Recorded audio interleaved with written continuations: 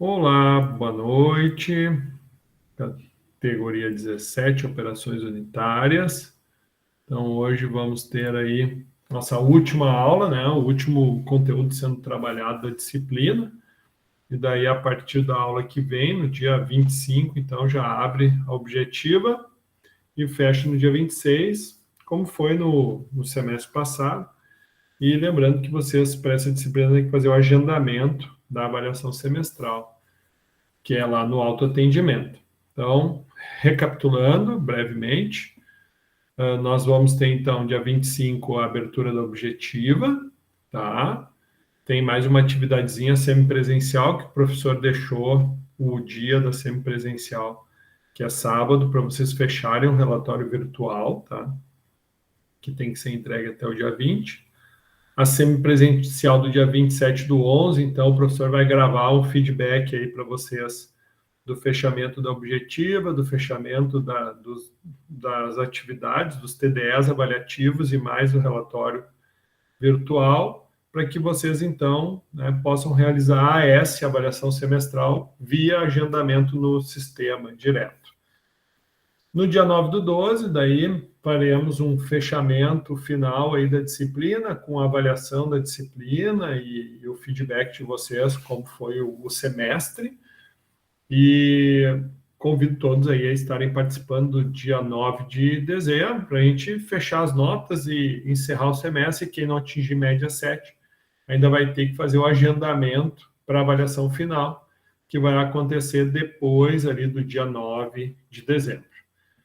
Prof, Oi, Rafaela. seguinte, eu ainda não agendei minha AS, mas é porque eu tava com uma dúvida. Quando eu fui para agendar, tá disponível duas datas. Tá disponível dia 4 e dia 11. É isso Queria aí. saber se isso procede mesmo. É isso aí. Qualquer data que tu tiver disponível para a disciplina, tu pode agendar. Beleza. Porque eu achei Tá? estranho serem duas datas. Professor, Oi. mas é que eu também não entendi. Eu imaginei que seria a AS no dia 4 e aí, se precisasse de recuperação, a do dia 11. Mas aí. Não, daí é outro agendamento. Não entendeu. Mas aí tu não vai fechar as notas dia 9? Tu falou ali. Daí como é Não, que. dia 9 é revisão final para quem, né, pegar a avaliação final, mas aí é aquilo, né? Se você fizer a prova dia 11, não vai ter como tu definir, né? Tem que ver, assim, ó.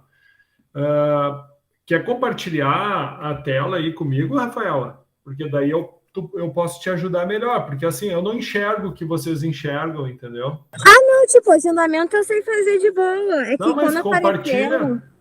É que eu tô pelo celular. O que aconteceu? Hum, Quando eu fui para agendar, estavam aparecendo duas datas. Aí hoje eu recebi um e-mail da Ubra, porque eu ainda não tinha feito o agendamento, uhum. falando que é dia 4, dia 11 e a F seria de 18.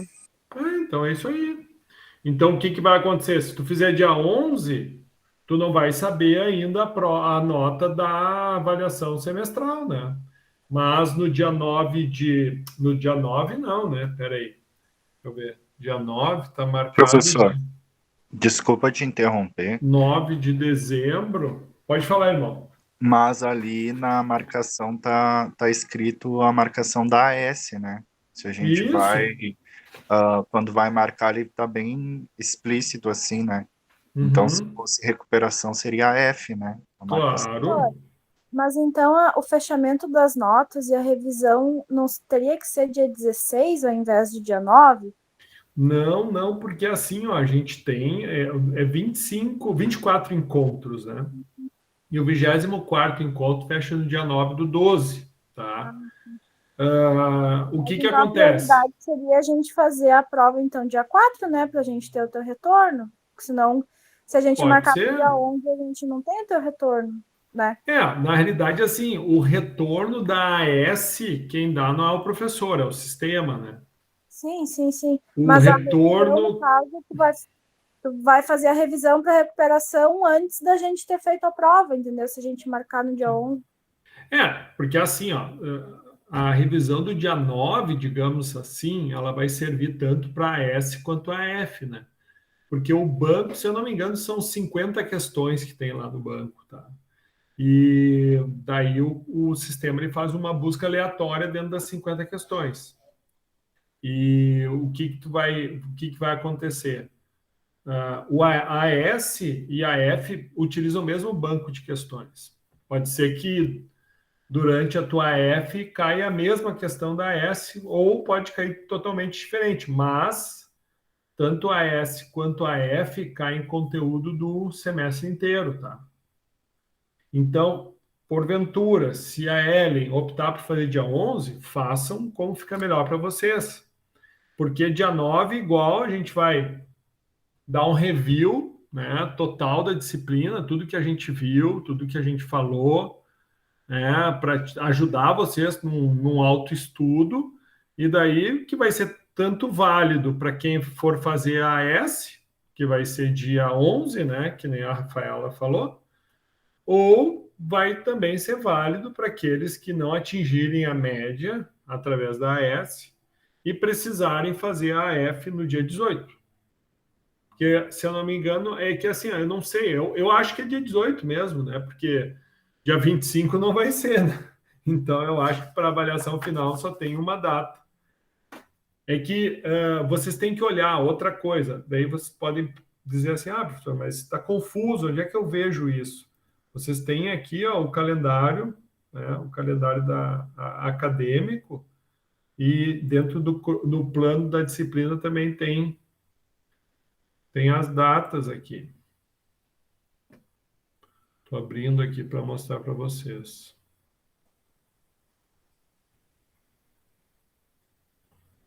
Aqui tem o plano de todas as aulas, né?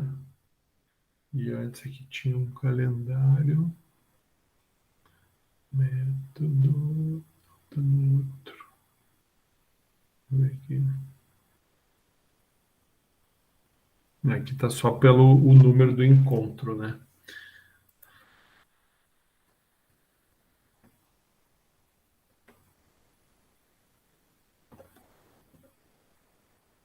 Não, mas a minha dúvida era só essa mesmo, senhor, porque aí achei que, acho que dia 9 que tu falou, dia 8 ali, não lembro, tu ia querer já fechar as notas, né? Mas independente, se a gente fizer dia 11, a nota vai sair na hora no sistema e daí a gente já vai ter, Eu né? não sei se é na hora, mas eu acho que é tipo 1 ou 2 dias depois. Tá, É que nem o EAD. tá. Deixa eu ver aqui no calendário aqui, ó.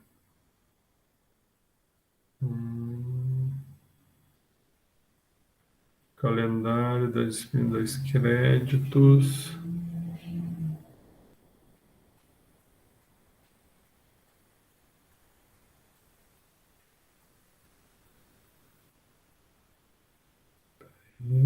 Pá.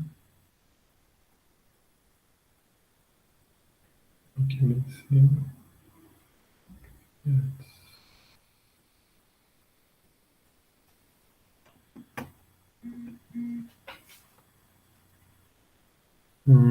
Aqui é o período das avaliações. Essa disciplina deixa eu ver esse calendário aqui. É que essa categoria 17, na realidade, ela não entra nem nesse calendário aqui, ela entra no calendário do EAD, que eu vou ter que abrir uma disciplina de EAD que eu tenho aqui. Deixa eu checar aqui, só confirmar exatamente o que eu estou falando. Então, semana do AF não letiva, 25ª, a avaliação final, no caso, quinta-feira, estaria aqui marcado para o dia 17, mas 17 é para o calendário presencial, não é aqui. Deixa eu abrir aqui o calendário.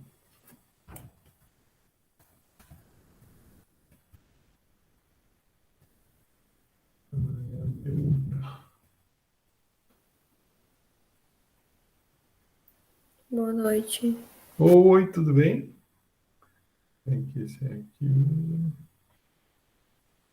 É só checar aqui.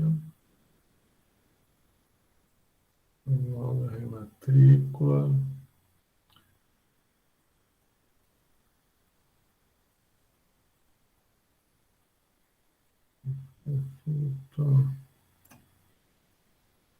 Esse aqui era o que a gente estava olhando já. Esse aqui. Vamos ver se eu pego aqui de uma disciplina que eu tenho já EAD.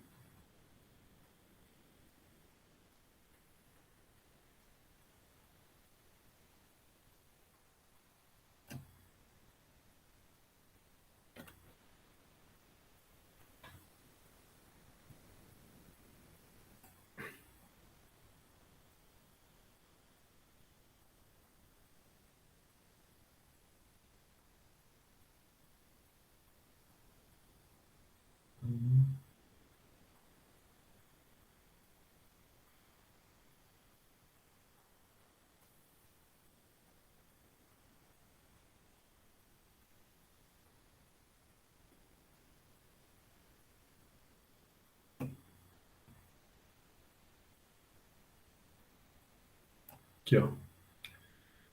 Pensei que esse link aqui tivesse.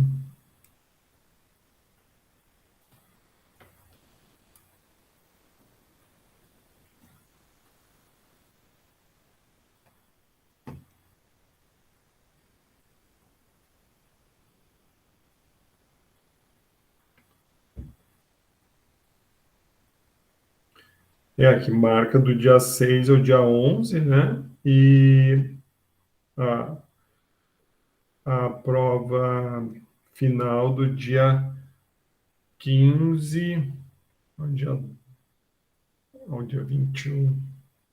Ó, agendamento pelo aluno no período de 5 a 12. Confirmar mais uma coisinha aqui, ó.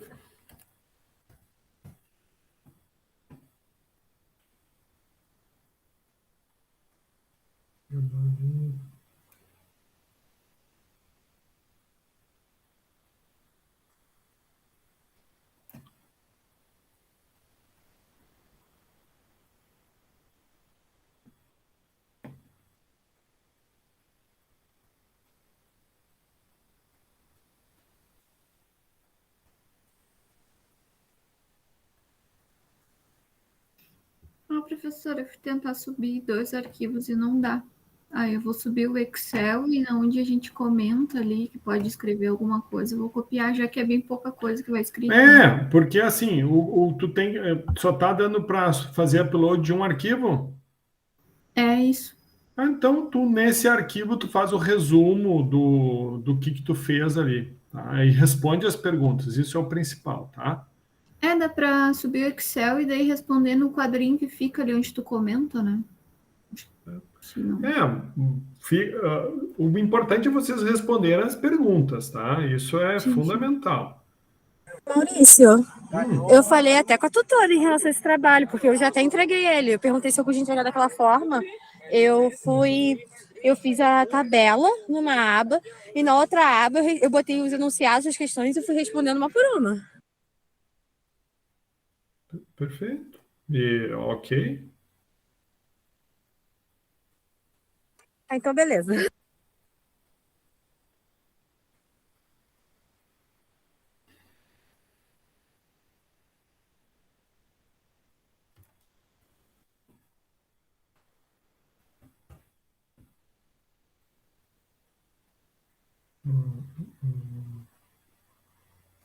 Só cheguei atrasado aqui. O que o senhor está fazendo?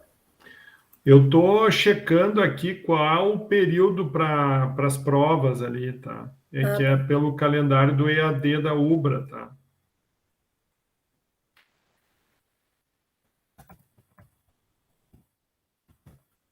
Essa categoria 17, ela entra dentro desse calendário, né? Eu só estou checando onde é que está aqui. Postagem, avaliação.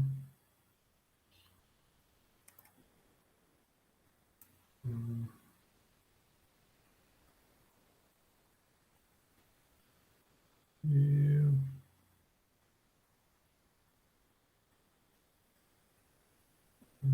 curso. Não. Pessoal, eu vou fazer assim, ó, eu vou dar uma checada aqui, tá? E eu já passo para vocês direitinho, mas em princípio a AS é 4 e 11, isso, né? 4 e 11 de dezembro, que vocês têm que fazer o agendamento no sistema, e dia 18 a avaliação final, para quem não atingir a média 7. Eu dou Professor, eu posso estar errado, mas eu acredito que sejam 2 datas para não acontecer como acontecia antes de, tipo, não conseguir fazer acesso e o sistema cair, toda aquela história. Eu imagino que seja isso. Isso. Tu diz da AS, né? Uhum. Isso. E a avaliação final, acho que como diminui o número de pessoas, é mais tranquilo, né? Mas eu tô anotando aqui para eu estar dando retorno para vocês. Mas semana que vem é direto a objetiva, tá? Então, hoje é a nossa última aula. E daí fica faltando só, então, o calendário, categoria 17, AS e AF, que é tudo via agendamento. Está disponível lá no sistema, né? Então, ok.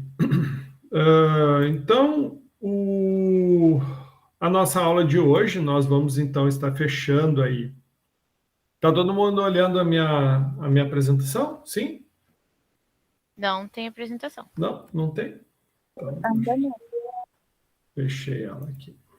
Vamos lá, então. Então, Júlia, Anderson, Josiane, Pamela Baptista, boa noite.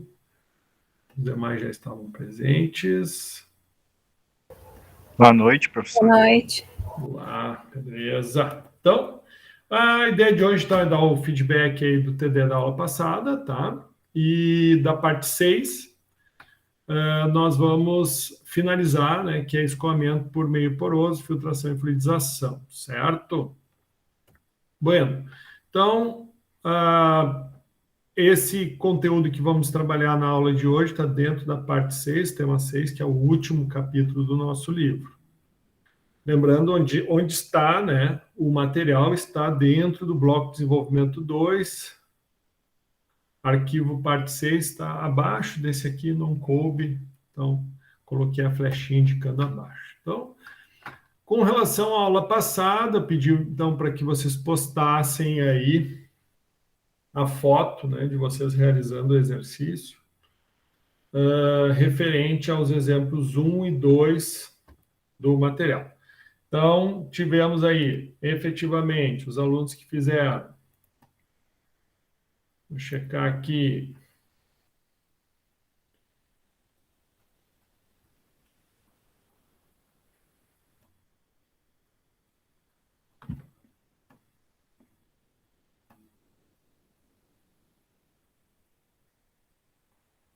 Então, temos aqui nossa aula 18, foi a aula passada, então tivemos aí 2 alunos realizando, então, a atividade. A Amanda, obrigado, Amanda, por ter realizado aí o exercício. E também tivemos a Luana. Parabéns às duas. O professor, então, vai dar o feedback para vocês em tempo. Tá? Parabéns, tivemos aí 2 alunos interessados em fazer a atividade, né? De um total de 35, sabemos que final de semestre é complicado, está todo mundo aí esgoelado nos prazos, mas 2 de 35, tivemos aí 5% de participação.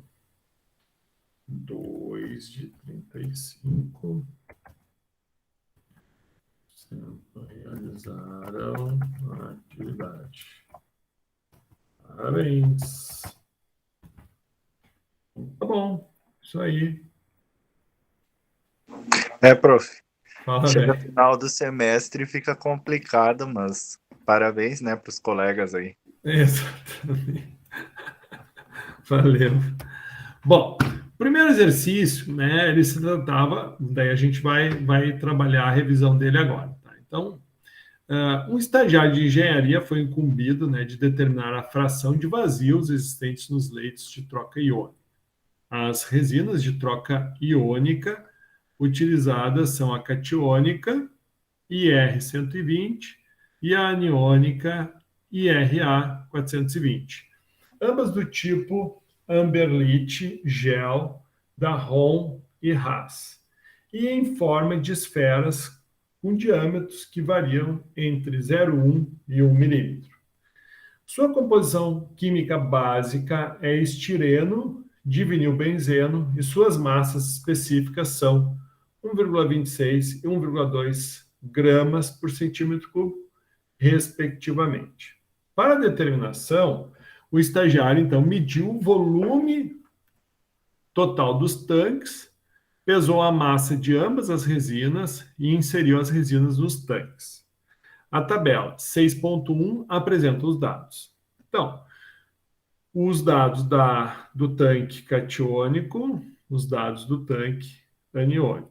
Então, o volume do primeiro tanque, 100 litros, do aniônico, 200, massa retida em quilos, 80 da catiônica, 150 da aniônica, altura do tanque, 76,6 a catiônica, 159,2 é quase a catiônica em tamanho, e isso é fato. Se vocês olharem na aula passada, a gente colocou as imagens, mas sempre o leito aniônico ele é quase o dobro do catiônico, tá?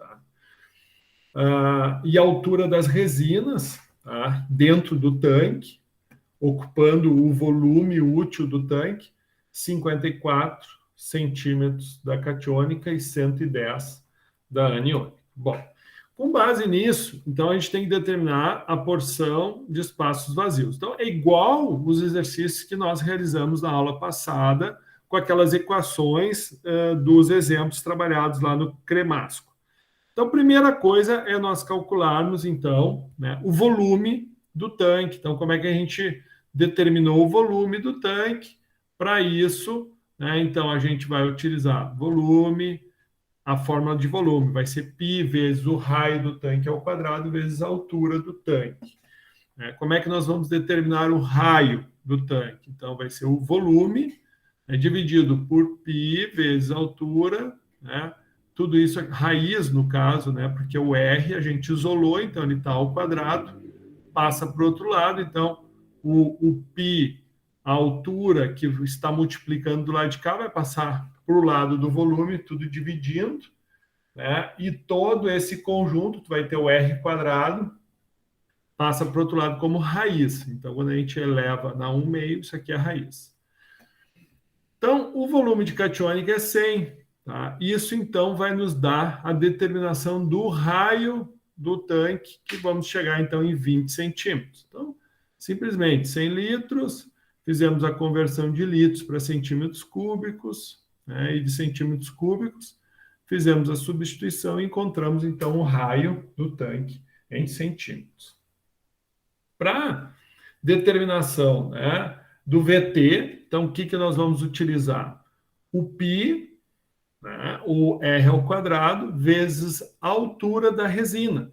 Porque aqui, né, o volume, a altura, melhor dizendo, ocupada pela resina. Então, dentro dessa altura ocupada, vai equivaler a um volume de 67.839,20 centímetros cúbicos. Então, veja, primeiro determinamos o raio. Tendo o raio, nós calculamos, então, o volume da resina. Bom, tendo o VT, nós conseguimos, então, aplicar a fórmula epsilon, que é 1 menos a MP, né, que é a massa da partícula, dividido pelo ρ da partícula, vezes o VT. Então, a gente tem o volume, né, o ρ da partícula foi as informações que a gente teve aqui, que são as massas respectivas da catiônica e da aniônica na sequência. E a massa de partícula, que foi a quantidade em quilos depositado de resina dentro do tanque. Tá? Então, primeiro estamos aqui fazendo o cálculo para a catiônica. Tá? Então, a massa da partícula, 80, só que como a gente vai estar trabalhando com a massa específica aqui o ρ em gramas por centímetro cúbico, o VT está em centímetro cúbico, então vamos passar a massa da partícula, os 80 quilos para gramas, então vai dar 80 mil gramas. Então, os espaços vazios, aplicando a equação 1 menos 800 mil, dividido por 1,26 vezes, né, o volume ocupado pela resina, né, vai nos dar 0,06 vezes 100, vai nos dar, então, o percentual 6,40. Então, o percentual de vazios, né, dentro entre, né, os grãos de resina, na catiônica, 6,41. E da mesma forma, nós calculamos também para aniônico. Só a diferença é que aqui nós tínhamos um volume de 200, certo? Nós tínhamos lá, determinando o raio, aplicando as mesmas equações, a gente acha um raio de 20 centímetros. Né? Então, a gente tinha a altura da resina, porque aqui, pessoal, a gente tem a altura do tanque, lembra? Né? Isso foi informações de partida, né? A altura do tanque, a altura do tanque. Então, encontramos aqui o raio da aniônica e, obviamente, chegamos ao volume ocupado pela resina dentro do tanque. Tendo, então, o volume da resina ocupado dentro do tanque, tendo a massa da partícula, passamos ela para grama, temos a densidade, né, o ρ, ou a densidade, porque aqui estava bem como densidade, tá? Gramas por centímetro cúbico. Então, a densidade da resina aniônica, chegamos aqui à porção de vazios, né, da resina aniônica. Ok? Então, catiônica 6,41, aniônica 3,08. Muito bem. O professor disponibilizou para vocês o arquivo em Excel. Então, aquele aluno que gosta do Excel pode também baixar o arquivo e exercitar. Tá? Então, todo o equacionamento também foi feito por Excel, de tal forma que ou você segue a sequência do cálculo, como está no livro, né, ou como está na apresentação da aula de hoje, ou você, né, aplica o exercício aqui, 6.1, né, até a obtenção dos dois resultados para catiônica e para aniônica. Ok? Pessoal, alguma dúvida com relação à determinação de... E daí, assim, professor, tu está falando sobre a resina. E se eu pedir para vocês porção de vazio de areia, dá para calcular? Num filtro de areia? Sim ou não? Acredito que sim, você vai ter que mudar os dados referentes a isso, né? Exato. E uma coisa que interessa é por quê? Porque nos espaços vazios a gente vai ter ocupação do quê? Do fluido, né? Seja líquido ou seja gás. Então, o objetivo é exatamente esse. Por quê? Porque além, né, tu tem um volume útil, um volume de ocupação total. Dentro desse volume, tu vai ter o elemento. Né? E entre o elemento, tu vai ter um volume ainda disponível. Que daí é aquilo. Conforme a gente viu na aula passada, os espaços vazios, eles também, né, dependendo do que, se a gente, por exemplo, tiver carvão ativado, ainda, além dos interstícios, nós ainda vamos ter os poros, né? Então, também tem um segundo cálculo, que foi o que a gente viu na aula passada, e que você ainda consegue determinar a porosidade, ok? Bueno.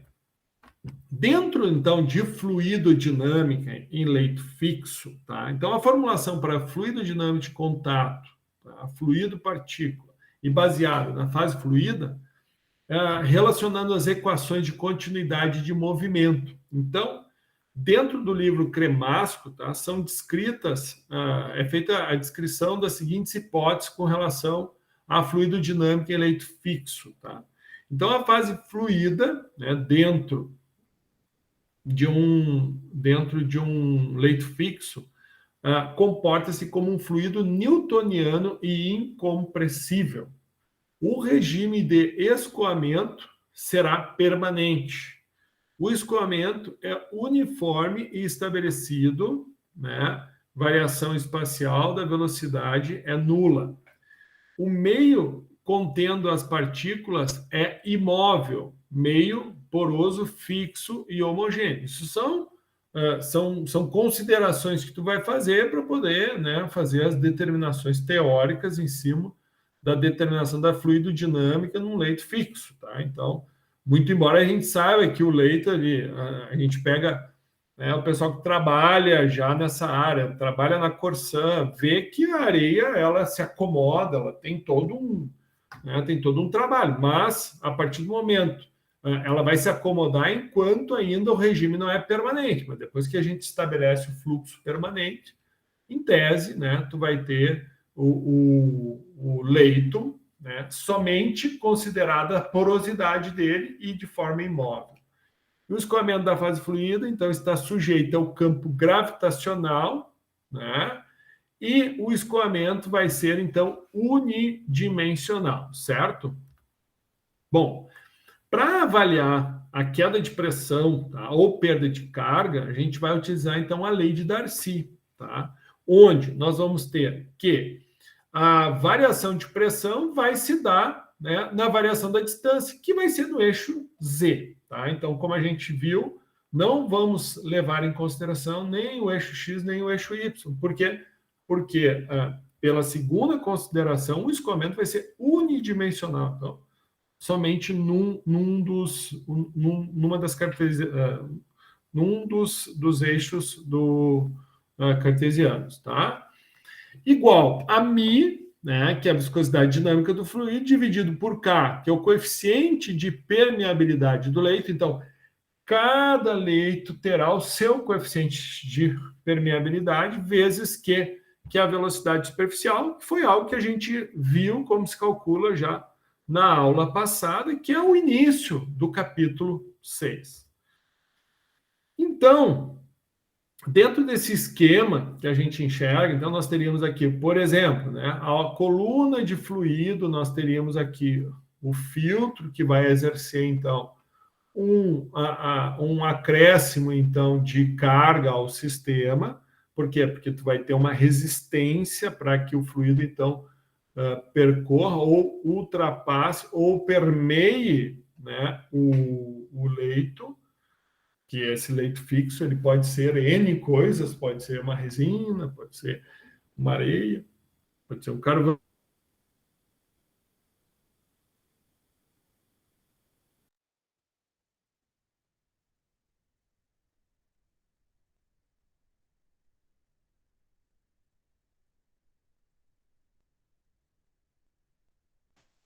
Para mais alguém travou?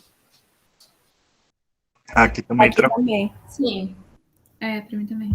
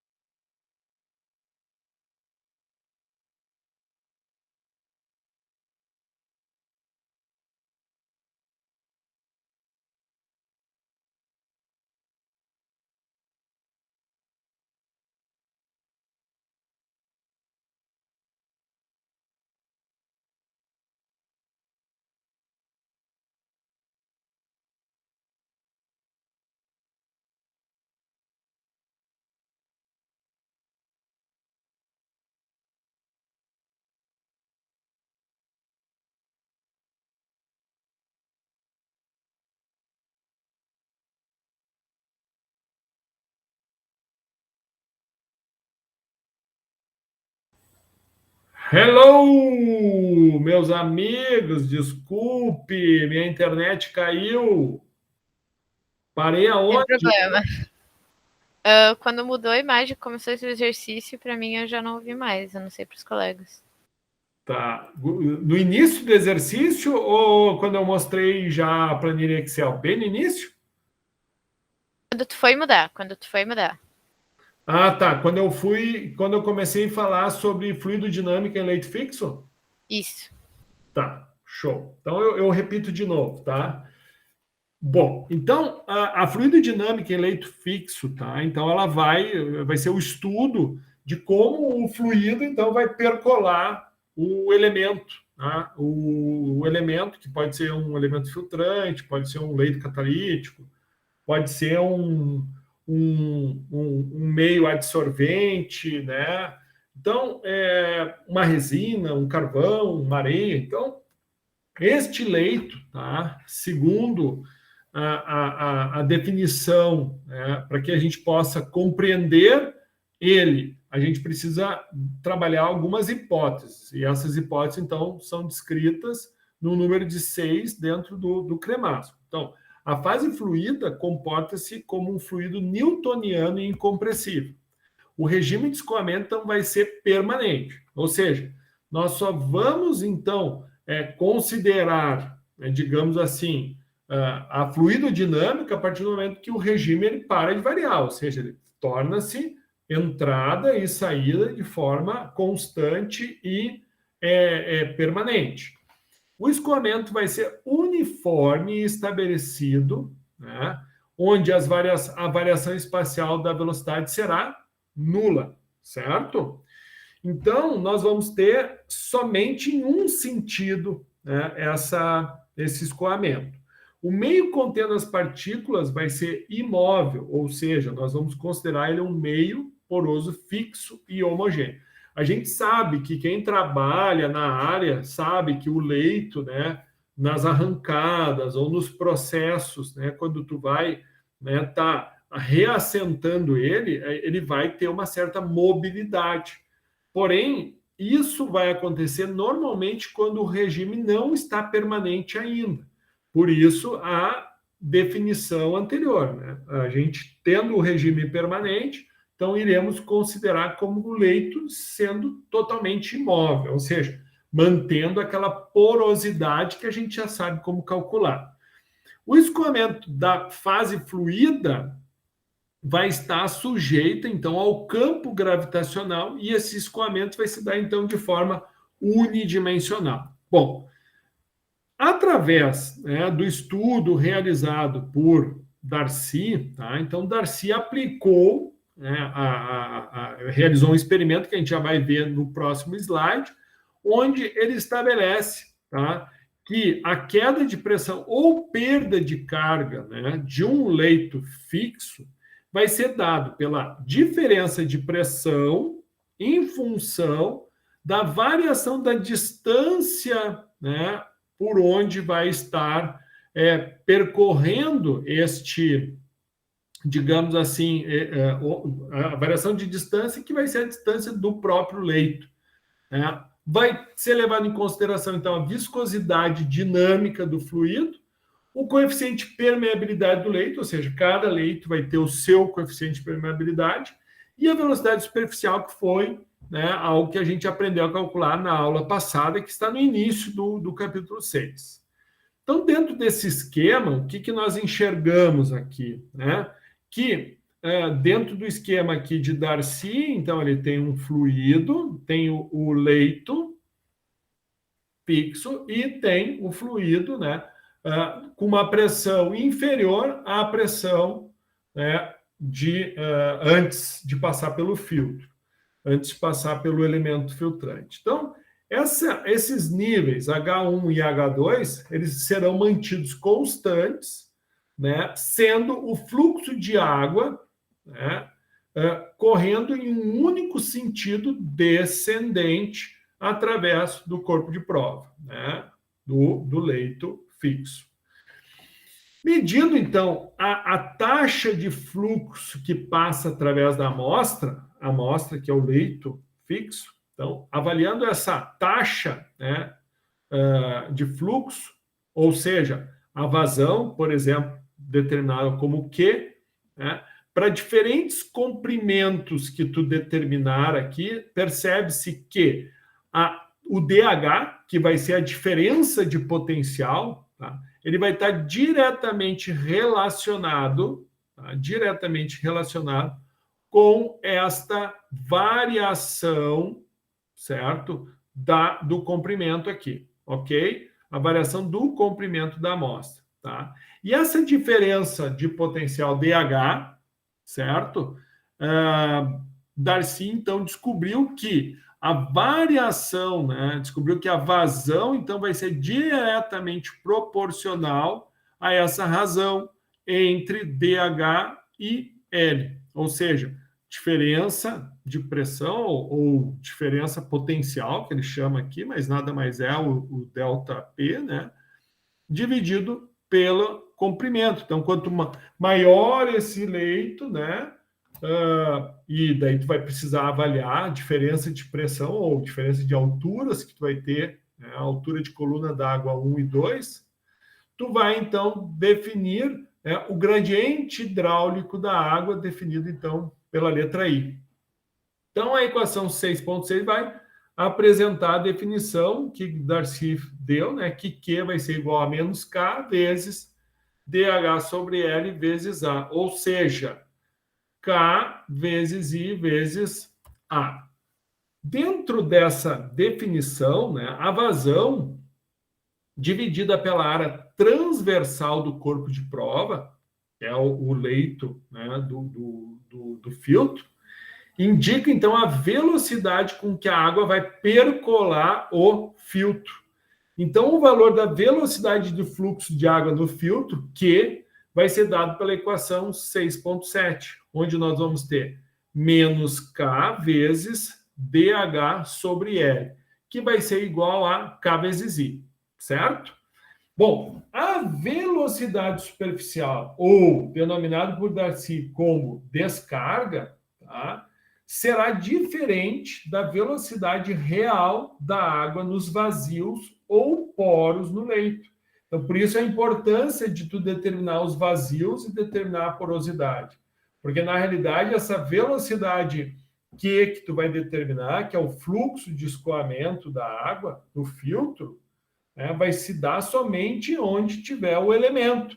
Mas onde estiver frações de vazios, nós vamos ter, então, que considerar, obviamente, daí sim nós teremos a velocidade real, que será, então, o Q, né, o resultado da aplicação dessa equação, dividido pelo epsilon, né, ou E, que a gente já aprendeu a determinar. Então, agora, a partir disso, nós conseguimos, então, executar o exemplo 6.2, tá, que era a missão de vocês, né, no TDE da aula passada. Então, logo que o estagiário havia finalizado a determinação da porosidade dos leitos de troca iônica, que foi o exercício anterior, então foi solicitado a ele que também determinasse o coeficiente de permeabilidade e a velocidade real da água de ambos os leitos.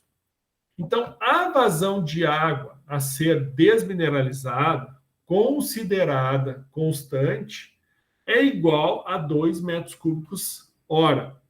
A diferença de pressão determinada em cada leito foi considerada constante e igual a 3 kg/força por centímetro quadrado, ou seja, isso é a diferença de pressão, tá? E a velocidade dinâmica da água a 20 graus centígrados, desculpa, velocidade não, a viscosidade dinâmica da água a 20 graus centígrados, que é a temperatura que foi feito o experimento, né, está considerada como a temperatura média do fluido, né, de 1,002 vezes 10 na menos 3 newton segundo metro quadrado. Então, aqui nós temos uns probleminhas com unidades, né? Porque nós temos ali vazão em metro cúbico hora, daí nós vamos ter força, a pressão em quilograma-força por centímetro quadrado, nós temos aí viscosidade, Newton, segundo metro quadrado. Então, essas conversões de unidades é uma preocupação que a gente tem que ter para poder realizar a aplicação das equações. A pressão abaixo do leito, certo? Será menor que acima, ou seja, a dP será um valor negativo. Por quê? Porque o final vai ser menor que o inicial. Então, só uma observação para a gente entender, né? Então, essa perda de carga, porque foi determinada a diferença de pressão, né? A diferença de pressão se dá, então, pressão pós-filtro, pressão pré-filtro. Então, para catiônica, então, definimos a vazão, 2 metros cúbicos hora. Então, convertemos para litros, para centímetros por segundo.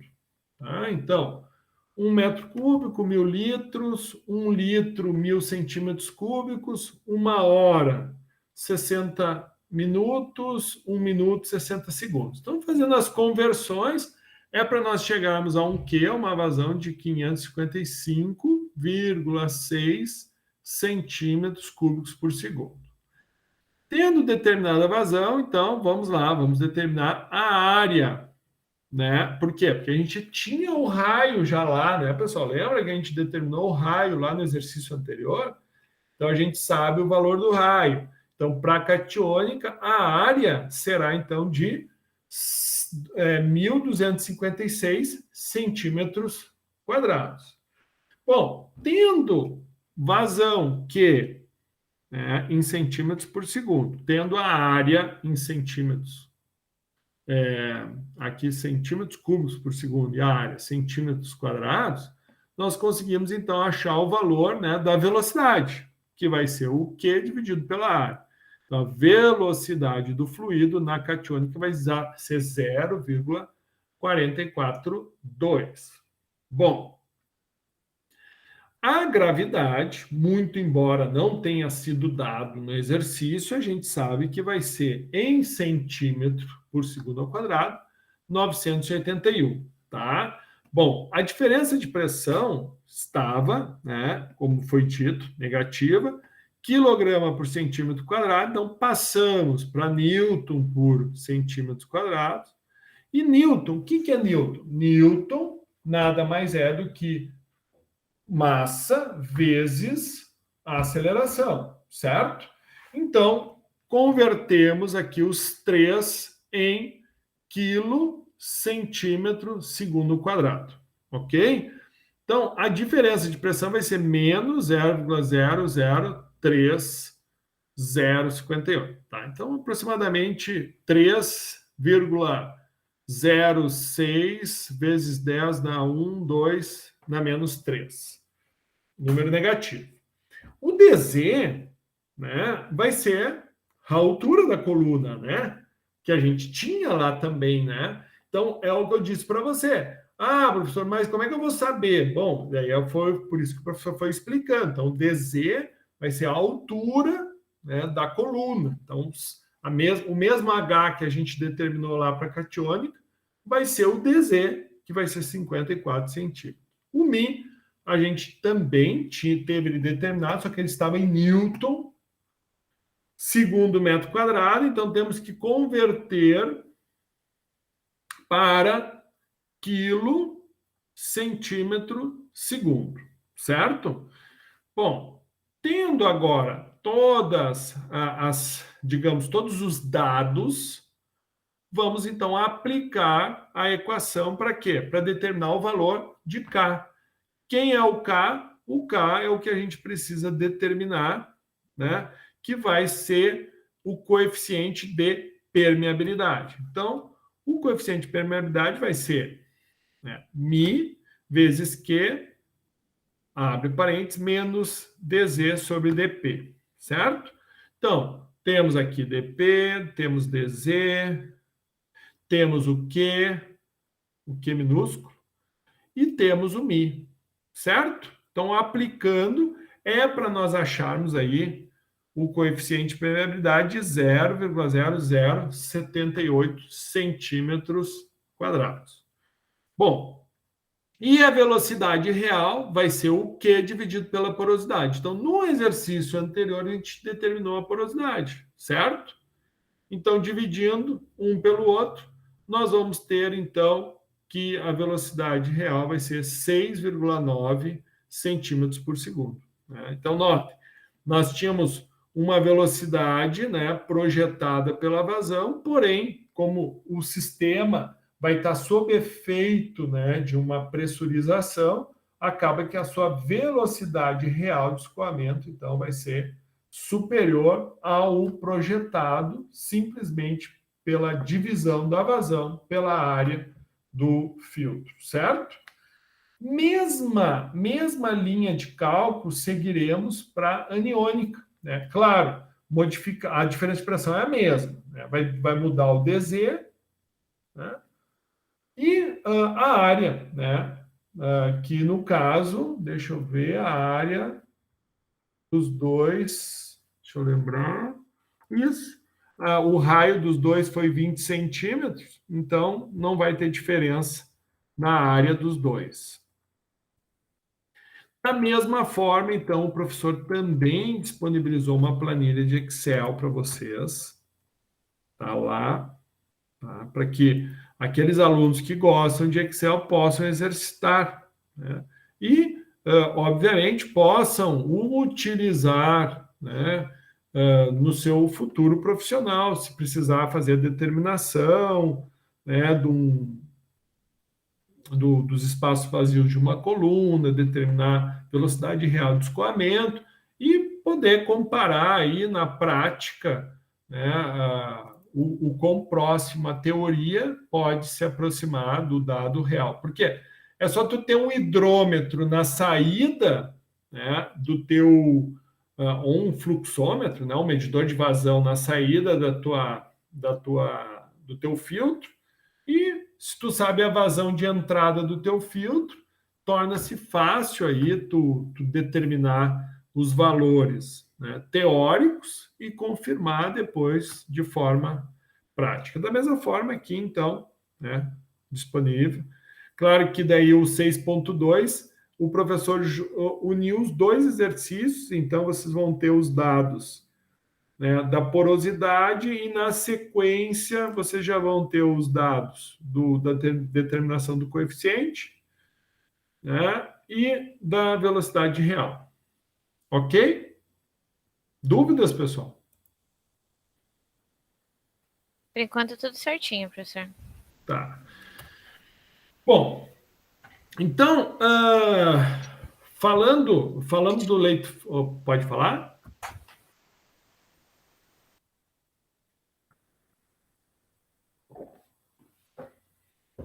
Então, falamos do leito fixo, né?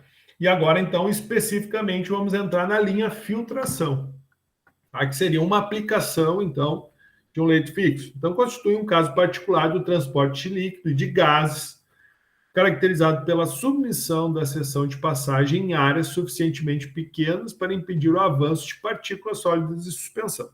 Então, a filtração tu vai realizar quando tu precisar de uma operação unitária que separe uma partícula sólida de um fluido, líquido ou gasoso. Tá?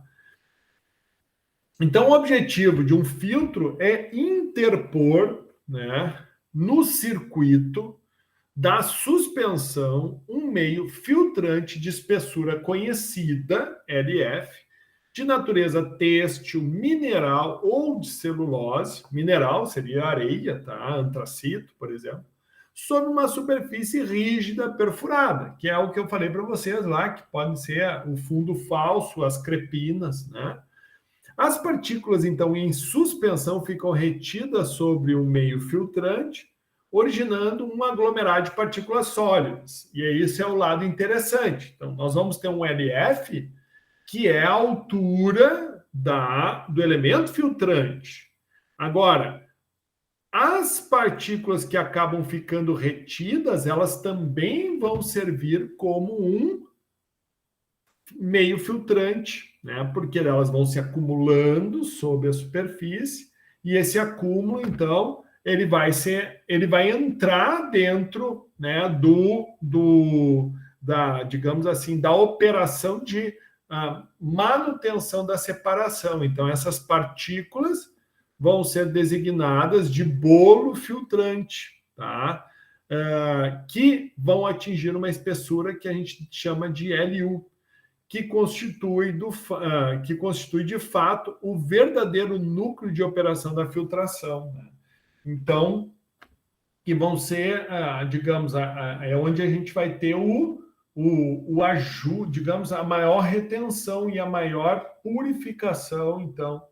Por quê? Porque essas partículas elas vão acabar ocupando principalmente os poros mais superficiais, né, da parte de cima do filtro, né?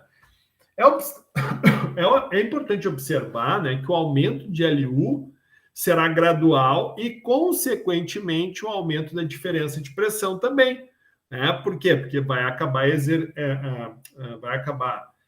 exercendo, então, uma maior resistência para a passagem do líquido, né? E essa resistência de passagem do líquido caracteriza-se, então, como um aumento, né? Tu vai precisar o quê? Tu vai precisar aumentar a coluna da água ou aumentar a pressão dentro de um tanque. Lembra que na aula passada, quando a gente viu lá os tipos de filtros, nós tínhamos lá, por exemplo, filtros abertos e filtros fechados. Então, um filtro fechado ele vai ter um manômetro, que, por exemplo, à medida que tu começa a operação, ele está dando lá, sei lá, 2 kg de pressão dentro do tanque, 2 kg por centímetro quadrado.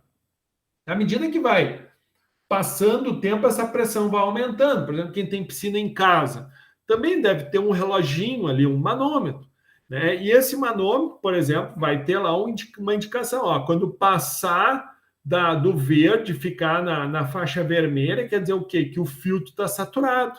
E daí tu precisa fazer o quê? O que a gente faz quando o filtro começa a aumentar muito a pressão do filtro? O que a gente precisa fazer? Alguém sabe? Limpar ou trocar, né? Trocar não é prática a troca, mas reverter o fluxo, reverter o fluxo, né? Que é o quê? É o que a gente chama de retrolavagem, né?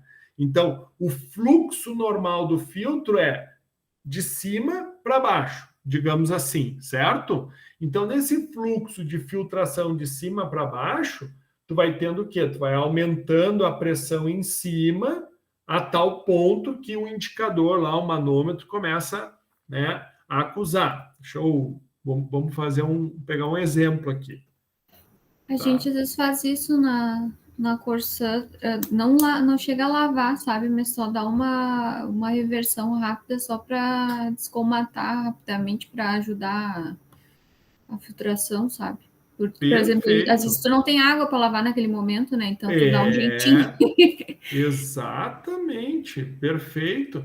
Então é comum essas práticas aí, tá, pessoal? Deixa eu só fazer um desenho aqui para a gente, talvez para aqueles que nunca tiveram a oportunidade de trabalhar, né, com filtro. Então temos aqui o manômetro, tá? Esse manômetro ele está, né, conectado ao tanque. Então esse tanque aqui, por exemplo, tá?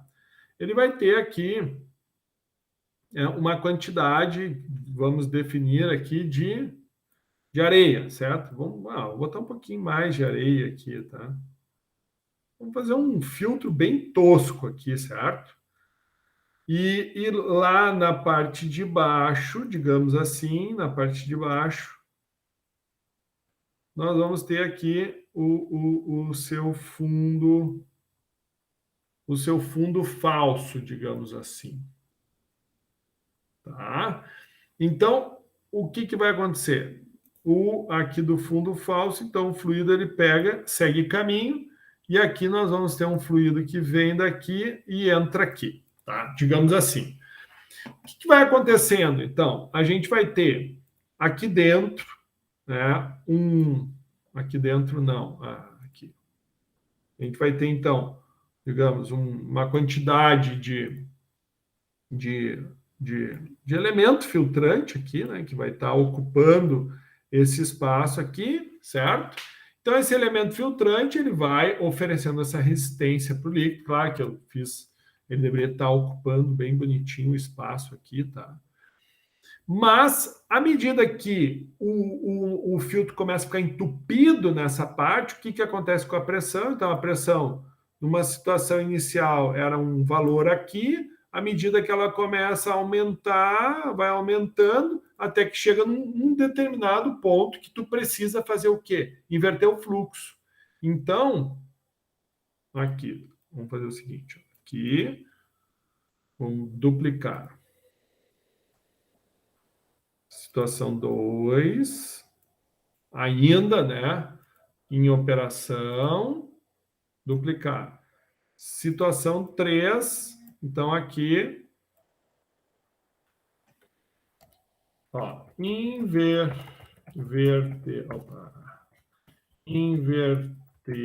o fluxo do fluido, tá? Então, o que tu vai fazer? Estava aqui uma pressão mais baixa, aumentou, né, mas ainda está no limite de operação. Opa, passou do limite de operação. Então, quando passa do limite de operação, o que tu faz? Tu faz, então, a inversão do fluxo, que seria o quê? Ó, exatamente isso aqui que eu vou fazer. Ó.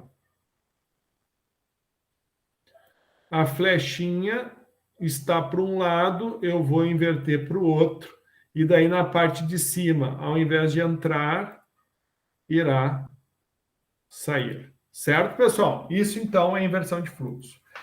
Claro que aqui nós temos um vaso, e daí, obviamente, que essa pressão ela vai, né, vai voltar ao normal para que a gente tenha, até porque a pressão agora está maior embaixo do que em cima, né? Antes era o contrário, embaixo a pressão estava menor do que em cima, tá?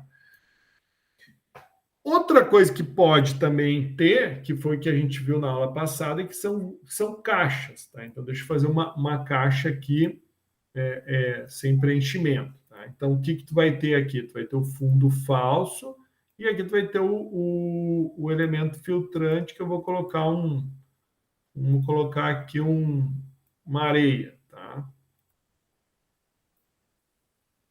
Então, o que vai ocorrendo, né? Acima dessa areia, então, começa a formar um lodinho aqui, né? Vamos botar um lodo, então, cor de lodo. Formando um lodo. E daí, o que ocorre? É bem comum que acima, então, no início da operação... Ó, espera aí. Deixa eu fazer uma coisa. Duplicar. Então, início da operação. Nós temos aqui uma camada de água, certo? Início da operação. Passado um tempinho de operação, o que vai acontecer? A gente vai aumentar um pouquinho mais a altura, por quê? Porque a gente já teve uma resistência. Então, a altura 1, ó, começou a acumular lodo, e daí, gradualmente, o que vai acontecendo com essa altura de água? O que vai acontecendo? Ela vai aumentando, né? Até o ponto que tu vai transbordar o filtro, né? Isso, quem é que nunca, né, passou um café e viu como funciona a filtração de um café? Muito semelhante. Então, à medida que vai entupindo os poros do filtro de café, a vazão vai ficando cada vez inferior. Então, quando chega nesse ponto, então, a mesma dinâmica. Aqui tem um fluxo de água entrando assim, e na parte de baixo aqui, tu tem, então, a saída, né, do fundo falso de líquido.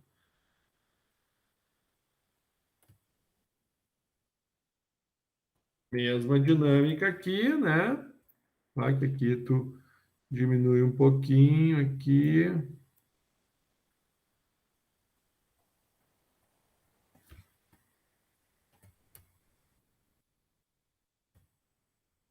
Então, ó, tá ficando cada vez... Ixi, nossa.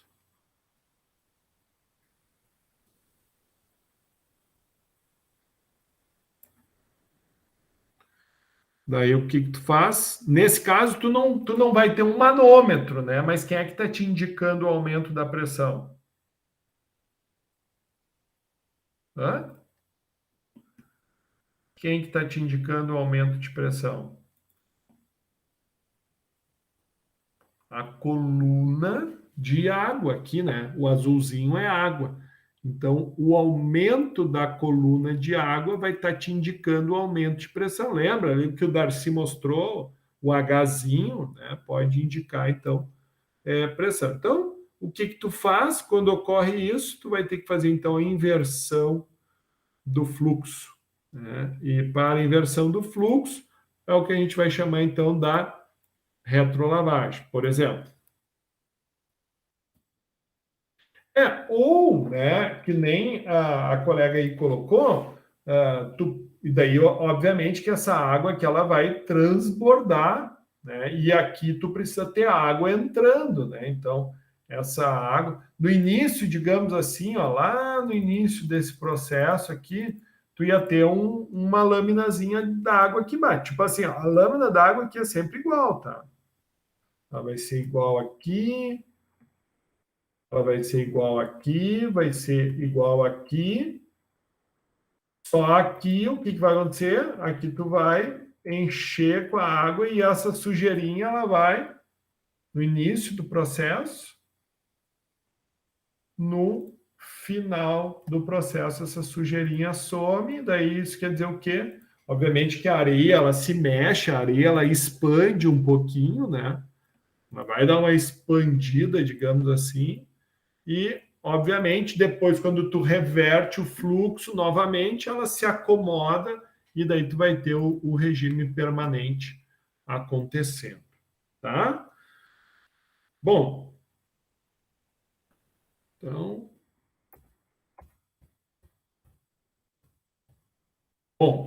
Então, quando o elemento filtrante, por exemplo, for areia, carvão ativado ou outro elemento granulado, consideramos os dados desse elemento aplicados à equação 6.9. Inclusive, né, definir este como LU em outras circunstâncias, considerar os dados de partida em suspensão para o cálculo, certo? Representando, então, o V, o volume do fluido, teremos, então, a aplicada a equação 6.12, que o Q vai ser 1 sobre a área vezes dV sobre T, ou seja, a variação do volume em função do tempo. Onde, associando a equação, então, 6.9 e a 6.12, vamos chegar à equação 6.13, que nós vamos ter, então, que 1 sobre a área do filtro vezes, né, a taxa, né, de variação do volume, certo?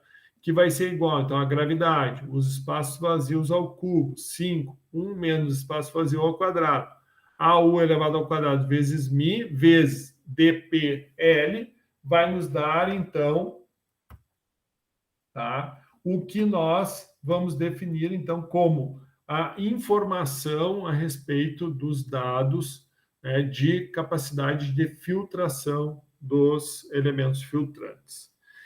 Para o cálculo, então, a gente utiliza, né, por exemplo, as informações presentes aqui nessa tabela 2, que são dados, tá, de meios filtrantes que a gente tem. Normalmente, a porosidade é uma informação que vai vir, que vai ser dependente da granulometria da areia, né? A mesma coisa, antracito, carvão ativado, né? Ou a própria granada. Então, são valores, né, que tu vai ter na literatura e essa é a intenção. Então, o professor pegou algumas informações do CLEASB, né, e com base nessas informações, tu pode ter uma determinação média da densidade da areia, né, um valor aproximado.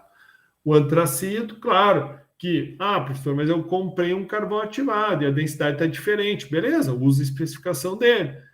Normalmente, o fabricante vai te definir a porosidade, né? Se ele não definir a porosidade, tem como tu determinar a porosidade? Sim ou não, professor?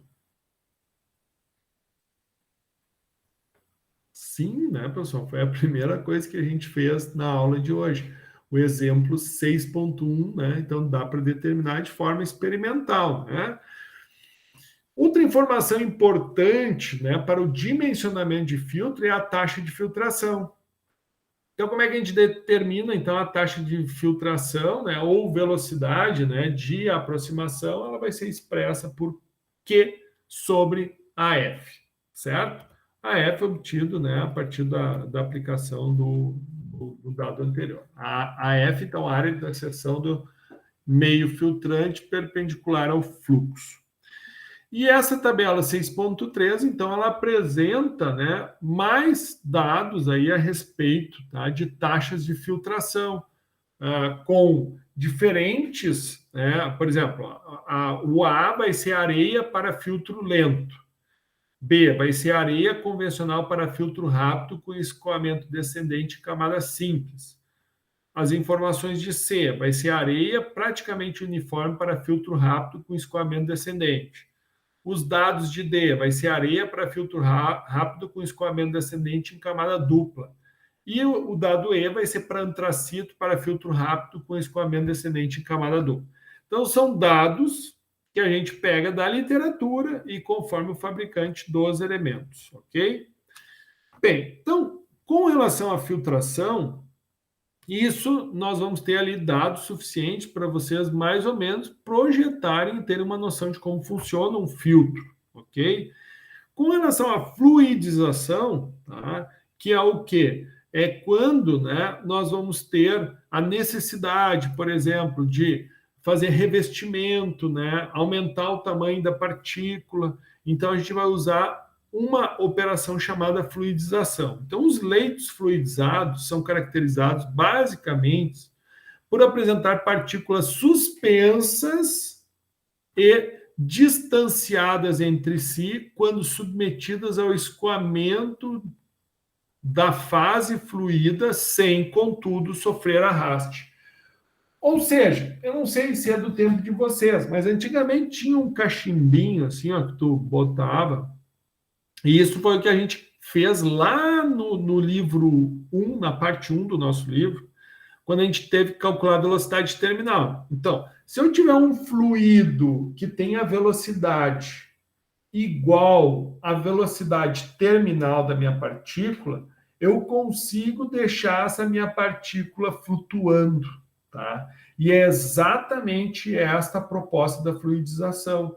Então, tu vai ter um fluxo que vem de baixo, que vai ter uma velocidade suficiente para manter esse fluido suspenso, né, dentro de uma câmara, onde o objetivo dessa câmara vai depender, né, do que tu precisa. Aumentar o tamanho da partícula, fazer revestimento dessa partícula, né, como para medicamentos, indústria farmacêutica, coisas nesse sentido. Tais leitos são largamente utilizados em processos industriais por proporcionar mistura intensa entre as fases fluídas e particular. Também, a fluidização pode ser utilizada para secagem de fluidos, né? Por quê? Porque tu vai ter um fluxo de ar que pode ser levemente aquecido para ser isento de umidade, e esse fluxo de ar, então, faz com que a umidade seja, então, dispersa e retirada, né, de entre as partículas. Então, são utilizados, né, para proporcionar mistura intensa entre a fase fluida e particular, transferindo entre essas taxas elevadas de transferência de calor e de massa. Exemplos típicos de aplicação de leito fluidizado incluem sínteses e reações catalíticas, regeneração catalítica, combustão, gaseificação do carvão. Também são empregados em processos físicos não reacionários de secagem de partículas, recobrimento e granulação de sólidos. Então, aqui a gente tem um exemplo, tá, de um leito fluidizado, tá, onde tu tens aqui o elemento, né, o meio fluidizado, tu tem um fluxo de ar, obviamente tu tem uma placa de distribuição do ar que impede com que essas partículas caiam. Então, tu pode, por exemplo, simplesmente, né, fazer com que o ar percorra e esse material fique flutuando aqui com corrente de ar, e obviamente tu tem que ter uma restrição para que essas partículas não saiam para a rua, né? Mas tu também pode fazer uma aspersão de um líquido para poder fazer o recobrimento, aumentar o tamanho de partículas e coisas desse tipo. Então, o leito fluidizado, como eu falei, ele é muito aplicado na indústria farmacêutica, né? Principalmente nas operações de secagem, granulação e revestimento. Inclusive, a gente tem uma aluna aqui da Engenharia Química aqui da UBRA Canoas, que ela começou a fazer um trabalho num leito fluidizado de laboratório no semestre passado. Esse semestre ela trancou o TCC2, mas acredito que no próximo semestre ela esteja concluindo, daí a gente vai ter um trabalho de TCC que vai estar apresentando um pouquinho, né, do que acontece na prática e quais os parâmetros, né, tu precisa estar controlando para poder ter o melhor resultado, né, num processo de fluidização. Muito bem, pessoal. Como está o andamento do relatório virtual? Né? Lembrando que o Excel, que o professor deixou aqui, é para vocês utilizarem, né? E a produção do relatório tem toda a orientação no relatório, certo? Se a orientação não está correta, né, então a gente pode estar revisando agora, caso vocês tenham alguma dúvida, mas no início da aula a gente já conversou um pouco. É importante que as perguntas sejam respondidas, então façam o material de forma decente, ninguém vai ficar procurando a resposta. Vocês lembram da correção passada, tivemos aí alguns problemas interpretativos, então sejam claros. Professor, eu só botei o Excel e não respondi. Então, vamos lá, fala com o professor, a gente pode estar melhorando a experiência de vocês, mas também você tem que facilitar a vida de quem vai fazer a correção, né? Quanto mais a gente puder facilitar, melhor será, né, para vocês dentro do nosso processo de avaliação. Leitura complementar, capítulo 11 e 14 do Cremasco, lembrando que sempre no intuito de torná-los melhores. O mínimo necessário é o que está no livro, ok? O que é o nosso TDE de hoje? Realizar um autoestudo da parte 4, 5 e 6, porque esse autoestudo, então, vai ajudá-los, tá, no processo, tá, de preparo para o objetivo. Então, tudo com vocês, tá? TDE, por favor, façam o TDE, vai ser importante vocês revisarem o conteúdo, refaçam os exercícios, tá? Eu sei que o semestre está acabando, ele está matando as pessoas de tão cansadas que elas estão, mas fazer o quê, né? Vamos lá, eu acho que falta tão pouco para a gente perder, né, o fluxo, o caminho nos últimos minutos, ok? Deixa eu dar uma checada aqui de como eu estou pedindo o relatório virtual, para não deixar dúvidas com relação à apresentação. Então, se alguém tiver que reentregar de novo aí, já pode pedir agora, tá? Deixa eu só checar aqui. E lembrando, né, tem os chats aí, vocês podem perguntar, fazer questionamento. O Ramon foi o que me perguntou, né, Ramon? Daí eu peguei e disse, a gente conversa na aula hoje, sem problema. Então, utilize a leitura complementar, tá? Utilize também material da atividade prática 2, base, aula, bombas, curva, né, das jacuzzi, né? Excel, atividade prática 2. Então, um aluno da disciplina necessita dimensionar uma bomba. Então, está aqui as informações, né? Tá aqui as informações, né, para vocês poderem executar o cálculo. Qual deve ser a altura de projeto para a determinação da bomba? Então, tem que determinar a altura de projeto. Observe as curvas das seguintes bombas e justifique sua escolha. Então, tu teve a curva 1, a curva 2. Qual das duas tu vai escolher? E por quê? Justifica, né? Aqui, a vazão deu aqui, daí com rendimento baixo, a altura deu aqui, com rendimento baixo, né? Então, sempre foco no melhor rendimento da bomba, foco, né, sempre na melhor condição e sempre comparando o dado prático, que é o que está aqui dentro desse material da jacuzzi, mas também tu tem um cálculo teórico, né? Então, tenta achar um meio termo, certo? qual é a potência do motor que tu vai escolher, né? Então, é importante que você determine a potência do motor, qual o custo estimado para 2 horas de funcionamento dessa bomba. Então, imagina o seguinte, teu diretor te deu essa missão, ó, tem que fazer a transferência desse fluido daqui para lá, os dados estão aqui, tá, do que eu quero, me diz qual é a bomba que eu vou comprar, vai ser essa bomba aqui, qual dos modelos, e bom trabalho, tá, pessoal? Então, assim, vai entregar o Excel, mas eu quero que responda. Qual é a potência da bomba? Então, deixa explícito. A potência da bomba é essa. É o custo estimado para 2 horas. O custo estimado para 2 horas é esse. Qual das... Professor, Pois não. oi, tudo bem?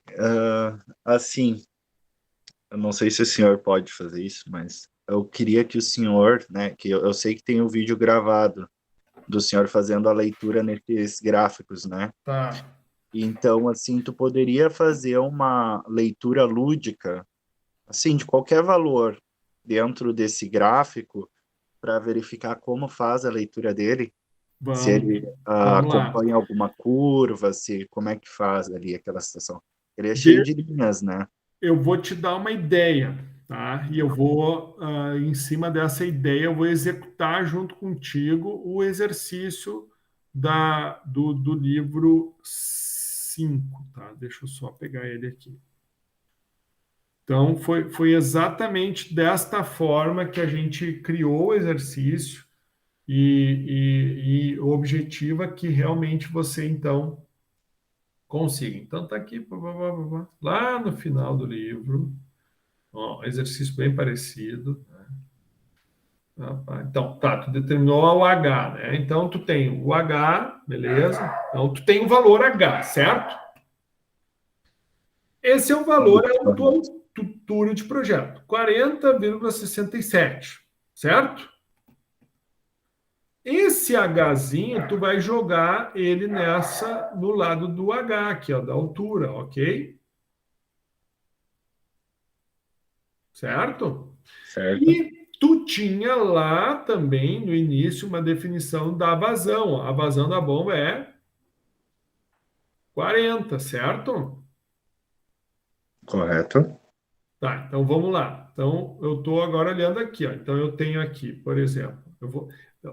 Vê se vocês vão conseguir enxergar. Só um pouquinho, acho que eu diminui um pouquinho. Tá bem visível, professor. Está bem visível. Ó, eu vou dar um print, tá? Você continua enxergando a tela? Tá preta a tela? Não, tá correto. Tá. Agora, ó, eu selecionei aqui, ó. Eu vou pegar e vou fazer um desenho. Então, o 40 é mais ou menos aqui, certo? Certo? Tá enxergando? Sim, tô Tá enxergando. certo? Então, tu vai fazer isso aqui, tá? No caso, ó, foi lá em cima, mas não precisa ir lá em cima. Mais ou menos o 41 tá aqui, ó. Porque ele é todo milimetrado. Por isso que eu disse para vocês usarem o material da Jacuzzi, tá? Porque daí fica mais nítido as imagens. Certo?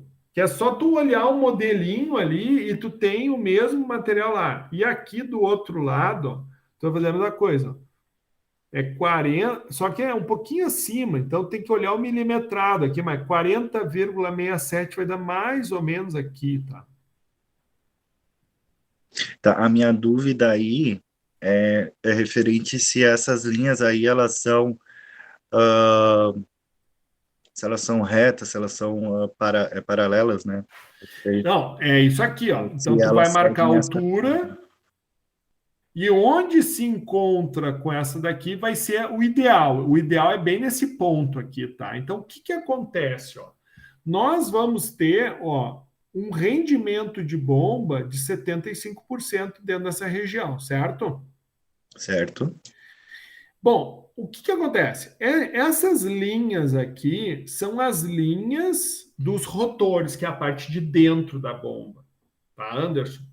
Porque o que acontece? A carcaça da bomba, ela é, aqui, por exemplo, para a mesma carcaça, tu tem 1, 2, 3, 4, 5, 6. Tu tem 6 rotores para a mesma carcaça, certo?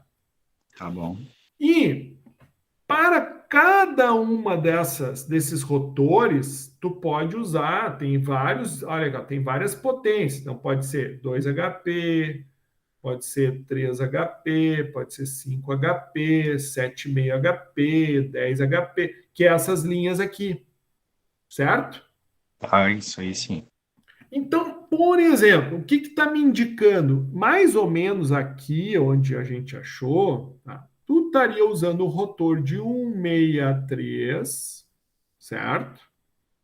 Ó, um rotor de 163, que é os dados da bomba, certo?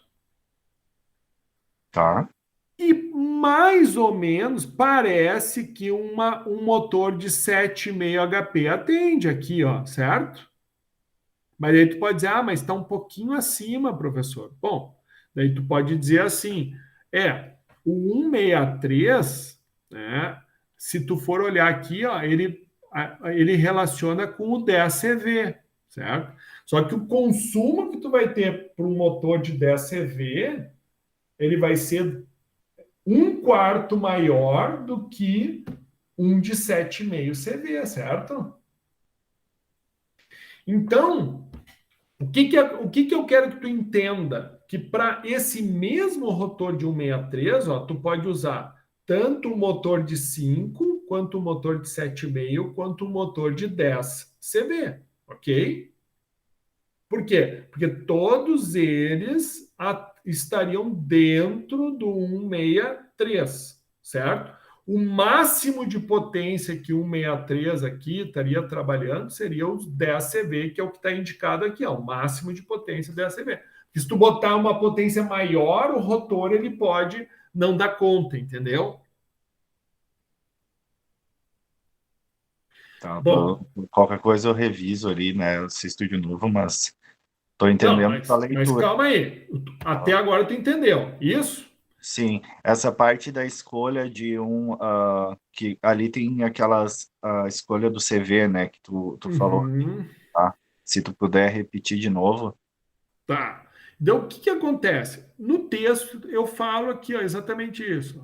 Tá? Daí aqui eu falo como é que se calcula e tudo mais. Blá, blá, blá, blá, blá. Mas é aqui, ó, tem uma indicação que eu vou dar aqui. Daí eu mostro como é que se calcula. Daí tu vai lá, tu faz os cálculos e daí ele já te dá a indicação aqui, ó, tá? Tá vendo, ó? Daí ele te deu a indicação, certo? Por que que ele te deu a indicação do DSV aqui, ó?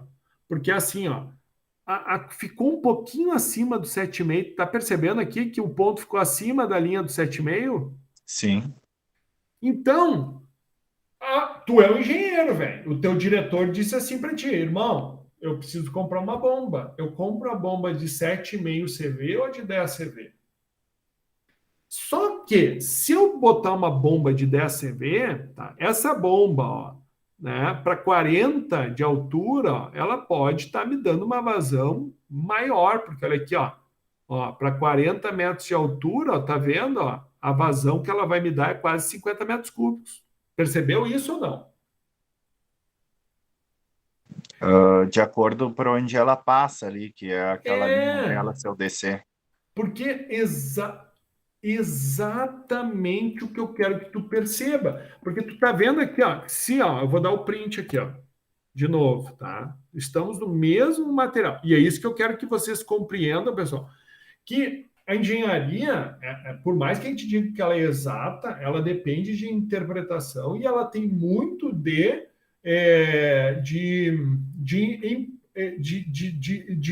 aplicação prática, né? De tu tornar, de tu adaptar informações técnicas e fazer as entregas, né? Com uma certa, digamos assim, com uma certa precisão baseada em cálculos, mas por exemplo, se na determinação da altura tu não mediu bem o comprimento da tubulação, se tu não te deu conta que a rugosidade não estava bem certinha, então aquela altura ela pode oscilar um pouquinho para mais ou para menos, tá? Então, por isso que eu digo, eu não vou, eu indiquei tal e tu me deu errado. Não, não é por aí. O importante é que vocês compreendam, e esses são os argumentos que vocês têm que utilizar com a equipe de compras, porque vocês vão dizer qual é a bomba que tem que comprar, ok? Vocês vão ser o engenheiro que vai Professor, Ah, desculpa te interromper. Então, o teórico seria esse que o senhor tá fazendo, e o prático seria esse entendimento da necessidade, seria isso? O prático é o que a gente está fazendo aqui na tabela. O teórico vai ser o que vai nos entregar o cálculo. Entendeu? Tá. E, obviamente, que tu vai ter, né, com base no prático da tabela, no teórico do cálculo, tu vai ter também a prática real, que vai ficar entre a tua teoria e a tabela, porque sempre vai dar uma diferencinha ou outra, tu entendeu? Então, o que vai acontecer? Ó? Eu vou fazer a mesma coisa. Tá vendo que os 40, tu vai optar, não, eu vou querer uma bomba de 10 CV. Então, a bomba de 10 CV, ela vai te dar essa vazão aqui, ó. Se tu optar pela bomba de 10 CV. Tá, professor, mas aí digamos que eu optei pela de 10 CV, tá? Optando por ela, eu posso, além de alcançar a que eu queria, eu ainda alcanço a mais, né? A vazão mais, mas vou te ainda dar um exemplo. Se eu tiver uma limitação de vazão, porque daí o meu tanque vai transbordar e eu estou transferindo ácido sulfúrico. Tá, mas eu não posso colocar, por exemplo, inversor de frequência para baixar a frequência. Exatamente. Daí a gente começa a falar de outras coisas que são possíveis. Porque daí o que tu vai estar fazendo quando tu bota um inversor de frequência? Tu utiliza o DCV máximo dela? Não. Daí tu reduz a potência dela e automaticamente com menos potência ela vai dar uma reduzida, né? Porque o que eu pensei quando eu fiz o meu ali foi que, tipo, ia ficar muito no limite superior, sabe? Que nem aqui, ele passa um pouquinho do limite superior, né? Isso. Então, para mim, não seria adequada aquela bomba porque eu não tenho margem alguma para trabalho, né? Isso seria uma opção, tá? Tu botar um inversor, pegar uma bomba de 10 CV e botar um inversor de frequência, perfeito. Outra coisa seria tu fazer um bypass. Porque daí o que tu faz? Não, o retorno, né? O excedente retorno do Exato. sistema, claro. Tu quer ver, é que eu acho que eu não tenho O aqui. pessoal usa bastante na cal isso aí, na Corsã, retorna o restante. Aqui tá a bomba, tá? Ó, por exemplo, aqui tá a bomba. Ó. Bombinha, daí o que vai acontecer? Tu tem o fluxo que está indo, né? Certo? Tem o fluxo que está entrando aqui, ó. O fluxo está entrando bem aqui no meio, certo? Daí o que acontece? A tua vazão, se tu fizer isso aqui, ó, e deixar ela pleno fluxo, Anderson, tu vai entregar quase 50 metros cúbicos. Eu não quero 50, eu quero 40. Então, tu faz o quê? Tu pega, bota uma válvula aqui e faz isso aqui, ó. Tu cria um bypass. Aí uma parte do fluido tu devolve para o tanque, certo? E daí aqui, ó, bem aqui, tu vai ter que, obviamente, colocar uma válvula aqui, ó. E aqui tu vai colocar outra válvula. Daí tu faz o quê? Tu restringe, sei lá, restringo 25% aqui e abro 25% aqui. Então, uma parte, ou seja, eu mais ou menos avalio que 40 metros cúbicos passe por aqui e aproximadamente 10 retorne. Só que eu vou utilizar esse recurso, só que o que o meu diretor vai dizer para mim? Pô, tu está gastando energia a mais. Será que precisava gastar essa energia a mais? Bom, daí, o que eu vou te entregar de argumento agora, Anderson? Beleza. Aqui, então, pelo que eu estou enxergando, aqui eu vejo ó, que tem que ser 163 e 10 CV, ok? Ok? Tá. Porém, quando eu faço a aplicação do cálculo, tá? Quando eu faço a aplicação... Por quê? Porque o 7,5 está muito no limite, tá vendo aqui, ó, a linha do 7,5 está muito no limite, tá vendo? Que é bem o que a Luana falou. Ah, professor, mas eu achei que... Bom, mas agora eu vou para o teórico. O que o teórico vai me dizer? Daí a gente fez todo o cálculo teórico e o teórico ele me diz que uma bomba de 7,39 HP atende. Entendeu, Anderson? Então, o que tu pode argumentar junto ao teu diretor? Tu pode dizer assim, olha, seguinte, ó, pela indicação gráfica, o ideal seria, tá, eu estar superestimando essa bomba, ou seja, pedindo o 10 CV para um rotor de 163, certo? Que é o limite para esse rotor, que é o que está definido aqui, ó. O que está definido nesse quadrinho é o limite. Por exemplo, para o rotor de 111, o limite é 3 CV, certo? Então, ó, 3 CV. Eu posso usar tanto 2 CV quanto 3, mas eu não posso usar para um rotor 111 5 CV, porque ó, a linha não passa, daí eu vou arrebentar com o rotor. Então, tu pode argumentar, não, o ideal vai ser o seguinte, ó, eu posso, então, estar usando o rotor 163, isso porque tu vai dizer o seguinte, ó, o 163 também está um pouquinho abaixo, ó. Então, e daí tu vai entendendo, ó, a gente pode chegar na seguinte loucura de tu definir, tá, que, não, pera aí, professor, mas aqui, ó, eu vou, tá vendo que está acima da linha aqui, o 163, ó, então eu vou pegar o maior, eu vou fazer uma super, né? Então eu fico nos 40, e daí na realidade minha vazão vai dar essa aqui, ó, né?